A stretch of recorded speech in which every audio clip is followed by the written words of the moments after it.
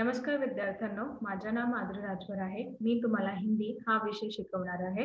आज विद्यालय तुमच्या स्वागत करत आहे. आज जो आपल्या समोर धडा आहे त्याचे नाव काय? अपठित गद्यांश. काय आहे? अपठित गद्यांश. आणि यांचा हा पहिला सीझन आहे. तर चला बघूया या सीझन मध्ये आपण काय पाहणार किंवा काय करणार आहे. तर चला बघूया. बघा, पहिले आपण बघणार आहे की अपठित गद्यांश हे आहेत काय? काय आहेत? अपठित गद्यांश काय आहेत? यांचा अर्थ काय आहे की बाई आमचा जे धडा आहे त्याबद्दल आपण काय पाहणार किंवा काय करणार आहे.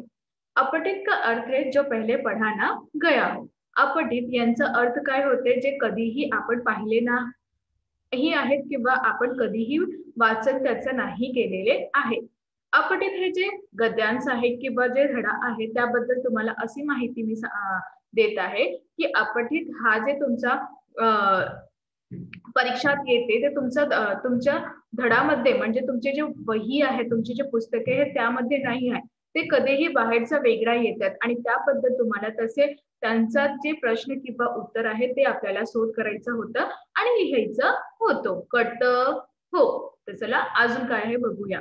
अपठित गद्यांश का उद्देश होता है. अपठित गद्यांश यांचा उद्देश असा होते छात्रों के गद्य की समझ को परखना. छात्र म्हणजे विद्यार्थी आहे त्यांचं गद्य यांचं समजून घ्यावा किंवा त्यांचं परख घेऊन या.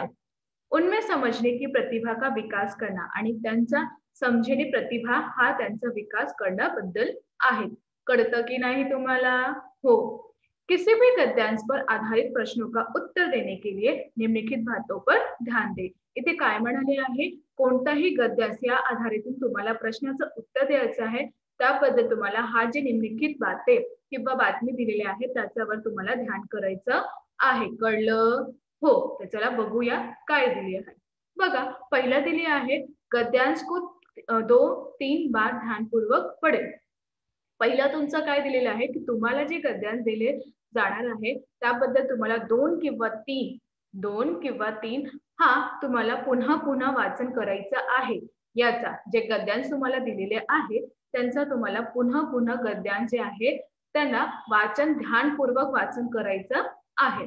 दूसरा, पूछे गए सभी प्रश्नों के उत्तर ध्यान से लिखिए. तुम्हाला जे विचारून जाणार आहे प्रश्न त्यांचं उत्तरे तुम्ही ध्यानपूर्वक लिहायचं. कळलं? पुन्हा सांगू का? बघा, तुमच्या ज्या हा गद्यांचे जे प्रश्न किंवा उत्तरे तुम्ही लिहिणार आहे त्यांना ध्यानपूर्वक लिहायचं आहे. कळतं? हो. आता आपण तिसरा पाहणार. शीर्षक ऐसा हो जिसका संबंध गद्यांश के मूल भाव से हो. तुमच्या शीर्षक असं असतं किंवा असं होणार पाहिजे की ज्यांच्या जे संबंध आहे ते गद्यांश यांचा मूल भावातून होत आहे असं तुम्हाला लिहायचं होतं. चौथा, शीर्षक कम से कम शब्दों का होना चाहिए. जे तुमच्या शीर्षक आहे ते कमी शब्दातून होणार पाहिजे. कळलं? जे तुमच्या शीर्षक आहे ते कमीत कमी शब्दातून होणार पाहिजे असं त्यांनी सांगितले आहे. तर अजून काय आहे बघूया. बघा, हे तुमचं आकलन दिलेले आहे. काय दिलेले आहे? आकलन म्हणजे परिच्छेद दिलेले आहे. तर याबद्दल इथे काही प्रश्न दिलेले आहेत त्यांचं उत्तर तुम्हाला इथे बघून किंवा शोधून करायचं लिहायचं आहे. बघा, पहिला जे आहे निम्नलिखित परिच्छेद पढ़कर कृतियां पूर्ण कीजिए. निम्नलिखित परिचय वाचून तुम्हाला कृती पूर्ण करायचं आहे. पहिला काय आहे? भारत की विशेषता. काय आहे? पहिला भारत यांची विशेषता. सुंदर आणि महान दोन उत्तर आहे. तर पहिला काय आहे? सुंदर आणि दुसरा तुमचं जे आहे ते काय आहे? महान. तर याबद्दल असंही यांचं उत्तर दिलेले आहे. आता आपण दुसरा पाहणार आहे. उत्तर लिखिए. तुम्हाला उत्तर लिहायचं आहे. अंबरनाथ के अलावा हिमालय की श्रेणियों में बसे अन्य तीर्थस्थान. अंबरनाथ यांचा अलावा हिमालय यांच्या जे श्रेणी आहे त्याबद्दल तीर्थस्थान कोणते आहे? तर बघा कोणकोणतं आहे. पहिला आहे गंगोत्री. कोणता आहे? गंगोत्री. तर पहिला गंगोत्री, दुसरा यमुनोत्री आणि तिसरा तुमच्या जे आहे केदारनाथ आणि चौथा बद्रीनाथ. तर याप्रमाणे हा जो 4 हिमालय श्रेणी आहे ते असंही दिलेले जात आहे किंवा दिलेले आहेत. कळलं की नाही? हो. तर चला अजून बघूया. आता बघा, तुमच्या समोर आलेला आहे प्रश्न तिसरा. तर याबद्दल मी तुम्हाला असं सांगणार आहे की यामध्ये कोणताही व्याकरण नाही येतात. या जे गद्यांश तुम्हाला अपठित गद्यांश जर दिलेले जाते ना त्याबद्दल कोणताही असं व्याकरण नाही येतात. इथे खाली प्रश्न किंवा उत्तरेही विचारणार आहे. तर तिसरं बघूया. बघा, परिच्छेद में आए विशेषण शब्द. परिच्छेद याबद्दल येणारा विशेषण शब्द. अब तुम्ही सांगणार की तुम्ही सांगितलं की व्याकरण नाही येणार, तर याबद्दल जे परिच्छेदमध्ये आहे ना ते येणार, बाहेरचं नाही येणार. बघा, परिच्छेद में आए विशेषण शब्द. परिच्छेद याबद्दल आलेला विशेषण शब्द लिहायचा आहे तुम्हाला. बघा, पहिला प्रसिद्ध, दुसरा पवित्र आणि तिसरा जे तुमचं आहे निर्मल. तर याप्रमाणे हा 3 दिलेले आहे तुम्हाला विशेषणाचा नवीन शब्द. आता तुम्ही बघणार यांचा विलोम शब्द. विलोम माहितीये ना? माहितीये की नाही? माहिती आहे की नाही? विरुद्धार्थी शब्द. काय म्हणतात? विरुद्धार्थी शब्द. तर बघा, प्राकृतिक म्हणजे कृत्रिम. प्राकृतिक म्हणजे काय होतात? कृत्रिम. सत्य म्हणजे असत्य. तर याप्रमाणे असंही दिलेले आहे. आता आपण बघणार आहे स्वमत. स्वमत माहिती आहे ना तुम्हाला? हो. तर पहिला काय? हमारा प्यारा देश अपने विचार लिखिए. आमचा जे प्यारा देश आहे ते आपल्या तुमचा मत लिहायचं आहे किंवा तुमचा विचार लिहायचं आहे. तर बघा, शायद ही कोई ऐसे लोग होंगे जिसे अपने देश से प्यार ना होगा. असं कोणताही व्यक्ती नाही की त्यांना आपल्या देशावर प्रेम नाही. असं आहे, पण तो फक्त 2 किंवा 3 होणार असं त्यांचं मत आहे.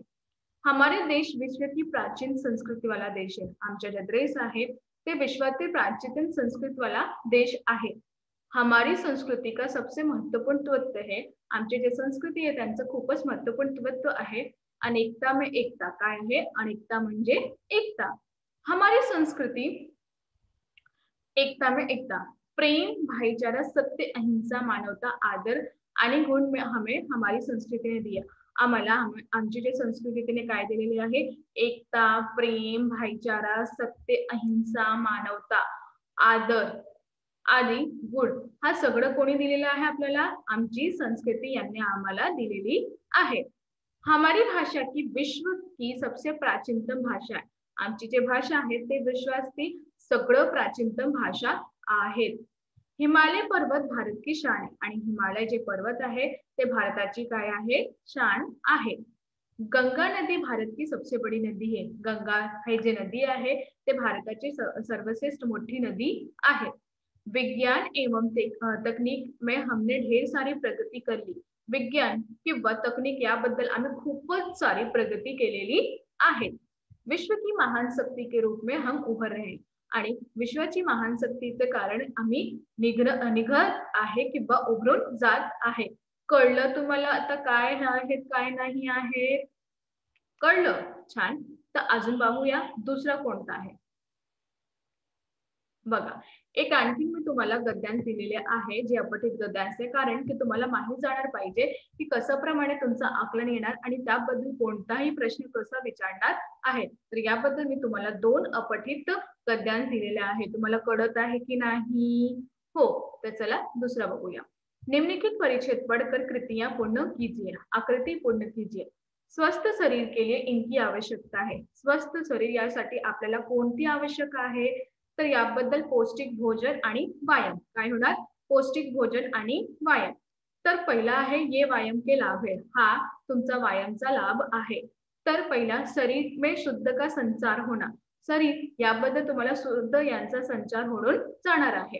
शरीर का पुष्ट बन जाना आणि शरीराची पुष्ट बनून जाणार आहे. मस्तिष्क स्वस्थ राहणार. मस्तिष्क यांचं स्वस्थ राहणार तुमचं खूपच आवश्यक आहे. दूसरा, उचित विकल्प चुनकर वाक्य पूर्ण कीजिए. उचित विकल्प चुनून तुम्हाला वाक्य पूर्ण करायचं आहे. तर याबद्दल इथे दिलेले आहे की पहिला बघा, दूसरी सावधानी यह है कि नियमित व्यायाम करना चाहिए, प्रातः टहलना जाना चाहिए, सही व्यायाम का अनुभव करना चाहिए. तर याप्रमाणे तुम्ही पाहणार आहे की याचं उत्तर कोणतं आहे? दुसरी सावधानी यही एक व्यायाम का चुनाव करना. आणि याबद्दल यांचं उत्तर आहे की दुसरी जे सावधानी आहे यांचा सही तरीकातून उपयोग करून किंवा चुनाव करून जाणार आहे. तर याबद्दल तुम्ही पाहणार की असा प्रश्न दिलेले आहे किंवा असंही केलेले आहे. तर अजून बघूया. चला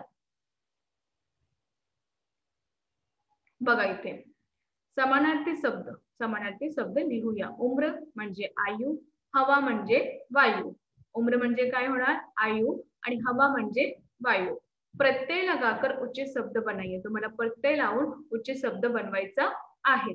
इथे बघा सावधान, सावधानी, प्रकृती, प्राकृतिक. तर याप्रमाणे असंही दिलेले जात आहे. तुम्हाला कळत आहे की नाही? लवकरच लवकर सांगा. कळतं. छान. आता तुमच्या जे चौथा प्रश्न आलेला आहे त्याचा आपण बघणार आहे. बघा, व्यायाम यांचं महत्व अपने विचार पर लिखिए. व्यायाम यांचं महत्व तुम्ही आपल्या शब्दात किंवा आपल्या विचारातून लिहायचं आहे. तर मी इथे दिलेले आहे, परंतु तुम्हाला असं वाटतं की यात आणखी तुम्ही लिहू शकतो तर तुम्ही लिहा. असं नाही की तुमचं गलत होणार, असं नाहीये. तुम्ही लिहून घ्या. कारण की जेव्हा तुम्ही लिहिणार तेव्हा तुम्हाला कळणार की अजून आपल्याला काय लिहायचं किंवा अजून आपण काय करू शकतो. कळतं? हो. चला, व्यायाम से मानसिक तणाव और थकान मिटती है. जेव्हा आपण व्यायाम करता त्याबद्दल आपला जे मानसिक तणाव आहे किंवा जे आपली थकान आहे ते मिटून जात आहे. शरीर का रक्त शुद्ध हो जाता है आणि शरीराचे जे रक्त आहे ते शुद्ध होऊन जात आहे. तथा पुरे शरीर में ताजगी आती है. तथा काय दिलेलं आहे की पुरा जे शरीर आपला, पुरा जे देह त्यामध्ये खूपच ताजगी येतात. व्यायाम यदि खुले स्थान में या किसी पार्क में किया जाए तो अधिक लाभ मिळता आहे. हा जे व्यायाम आहे जे आपण कोणत्याही खुलं स्थानावर, मोकळ्या स्थानावर किंवा पार्क याबद्दल करणार तर त्यांचा अधिक लाभ आपल्याला भेटत आहे. फेफड़ों को शुद्ध वायू प्राप्त मात्रा में मिलती है. आणि जे आपले फेफडे आहेत त्याबद्दल त्यांना शुद्ध वायू, वायू म्हणजे हवा, वारा, शुद्ध वायू किंवा पर्याप्त मात्रा, त्यांचं पर्याप्त मात्रा मिळून जात आहे. पेशियों और अस्थियों का ताकद मिळती आहे. जे आपले पेशी आहे त्यांचा किंवा जे अस्थी आहे त्यांच्या बद्दल ताकद, बळ, शक्ती भेटतात. शरीर का दर्द और ऐठन मिट जाता है. जे आपल्या शरीराचं दर्द आहे आणि त्यांचं ऐठन आहे ते मिटून जाते. ज्ञानेंद्रियों में सजगता आती है. आणि जे ज्ञानेंद्रिय आहे आपल्याला त्यामध्ये सजगता येतात. संपूर्ण शरीर प्राकृतिक दशा में कार्य करने लगता है. हा आपला जे संपूर्ण शरीर आहे ते प्राकृतिक दशातून किंवा प्राकृतिक दशा यातून कार्य करून जात आहे. शारीरिक दुर्बलता और सुस्ती समाप्त हो जाती. जे आपली शारीरिक दुर्बलता आहे आणि ज्याची जे सुस्ती आहे ते समाप्त होऊन जात आहे. इस तरह व्यायाम के प्रभाव से शरीर में नवजीवन का संचार होता है. याबद्दल व्यायामचे प्रभाव बद्दल आपलं जे शरीर आहे त्यामध्ये नवीन किंवा नवजीवन यांचा संचार होऊन जात आहे. तुम्हाला कळत आहे की नाही? लवकरच लवकर सांगा. हो. बूढ़े और बीमार लोग भी अपने भीतर स्फूर्ति का अनुभव करने लगते. जे बूढ़े म्हणजे जे बूढ़े आहे म्हणजे जे खूपच म्हाताऱ्या झालेला आहे किंवा जे बीमार म्हणजे जे आजारी आहे ते पण व्यायाम जेव्हा करते, परंतु असं नाही की त्यांना फटाफट व्यायाम करायचं. जे म्हातारे झालेले आहेत त्यांच्याबद्दल वेगळे व्यायाम असतात आणि जे नवयुवक आहे त्यांच्यासाठी वेगळे व्यायाम असतात. तर याप्रमाणे हे जे वेगवेगळे व्यायाम करतात त्याबद्दल त्यांना असं वाटतं की आमचे जे शरीर आहे किंवा आमचे जे देह आहे त्याबद्दल स्फूर्ती यांचा अनुभव करून लागते. म्हणजे की आपण असं वाटतं ना आपल्याला काय की आपल्याला सकाळी उठतो, आलस येते आणि आपल्याला वाटते की नाही काहीही नाही करायचा. तर त्याबद्दल जेव्हा तुम्ही व्यायाम करणार त्याबद्दल तुमचा हा जे आलसपणा आहे ना ते निघून जाणार आणि तुमचा जर मनात जे असं असतं की नाही मी नाही करणार, हे नाही करणार, त्याबद्दल तुम्हाला आणखीन करायचा प्रयत्न करायचं होऊन जाता. हे मी पण केलेले आहे. तर याबद्दल मला पण असं पहिल्या जेव्हा मी व्यायाम करत असते त्याबद्दल मला असं वाटतं की माझ्याशी नाही होणार. परंतु जेव्हा 1 दिवस गेला, 2 दिवस गेला, 3 दिवस गेला, 4था दिवस गेला, 5वा दिवस गेला, तर याबद्दल माझं काय झाला की दिनोदिन दिनचर्या बनून झालेला आहे. तर याबद्दल मी सकाळी उठते आणि जाते. तर याबद्दल मी तुम्हाला सांगणार आहे की हा जे आपण व्यायाम करते त्याबद्दल आपल्याला खूपच छान खूपच छान वाटते आणि आपल्याला असं वाटते की आपण खूपच मोकळ्याप्रमाणे झालेले आहे. तर याबद्दल व्यायामचं महत्त्व अशा प्रकारे दिलेले आहे. जेव्हा तुम्हाला वाटते आहे की तुम्ही आणखीन लिहू शकता तर तुम्ही आणखीन लिहू द्या.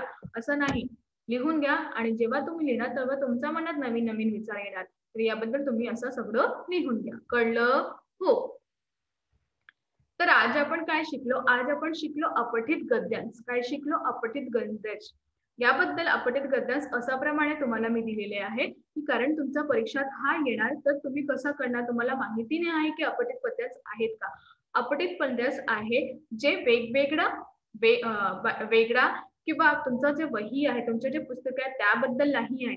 वेगळा तुम्हाला आकलन दिलेले जाणार आहे. त्याबद्दल तुमचे जे प्रश्न किंवा उत्तरे त्यातून तुम्हाला शोधून लिहायचं आहे. तर हा मी तुम्हाला उदाहरण स्वरूप दिलेला आहे की तुम्हाला असं जाणून पाहिजे की अपठित गद्यांचे आहेत काय. कळलं? हो.